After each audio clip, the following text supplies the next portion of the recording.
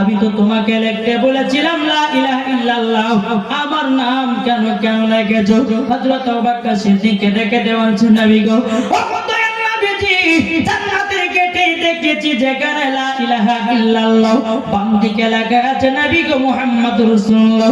ও গো নবীজি, আল্লাহর পাশে আপনার নামটা না লাগিয়ে আবু বকর বলতেছে আমি নবী গো থাকতে পারিনি।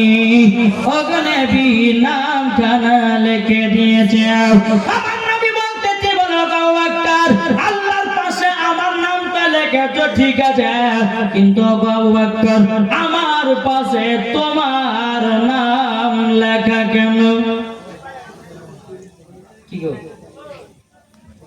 নবী আমার বলছে, আবু বকর আল্লাহর পাশে আমার নামটা লিখেছে ঠিক আছে, কিন্তু আমার পাশে তোমার নাম লেখা কেন?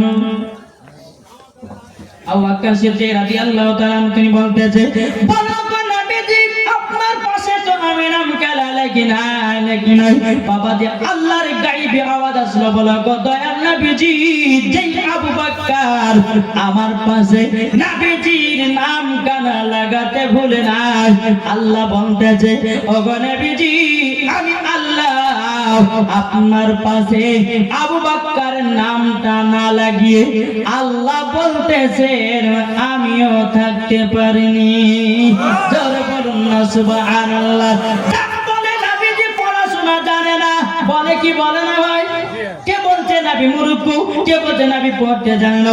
আল্লাহর পবিত্র কোরআন বলতেছে, আর রহমানু আল্লামাল কোরআন, আপনি রহমান নে হাবিব কো কোরআন শিখায়ো। আমার আল্লাহ বলতেছে, আমার হাবিবুল্লাহর শিক্ষক হলো আল্লাহ। জোরে বলেন। আমার নবী যদি পড়তেই না জানতেন বাবা, আবু বকর সিদ্দিক আংটিতে লা ইলাহা ইল্লাল্লাহ লিখলেন, মুহাম্মদুর রাসূলুল্লাহ লিখলেন, আল্লাহর তরফ থেকে আবু বকর সিদ্দিকের নামটা লেখা হলো। নবী যদি পড়তে না জানতেন বাবা, বলতে পারতো না। কি গো পারতো? নবী পড়তে জানে বলে বলছে, আবু বকর আল্লাহর পাশে আমার নাম লাগিয়েছো, আমার পাশে তোমার নাম লাগিয়েছো। আমার নবী পড়তে জানে বলে বলেছে। জোরে বলেন। আর এরা বাবা যে দু পাতা চার পাতা পড়ে আছে, বলছে নবী গায়েবের খবর জানে না, নবী পড়তে জানে না। আরে বোকা শোন, নবী আমার পড়তে জানে, নবীর মাস্টার হলো আল্লাহ। জোরে বলেন। তাহলে বলুন, আমার নবী পড়তে জানে কি জানে না? জি, আমার নবী মুস্তাফা পড়তে জানে। এটাই হলো ফারিস্তাদের আকীদা, এটাই হলো তাবিঈনদের আকীদা, এটাই হলো সাহাবাদের আকীদা, এটাই হলো ওলিদের আকীদা, আর এটাই হলো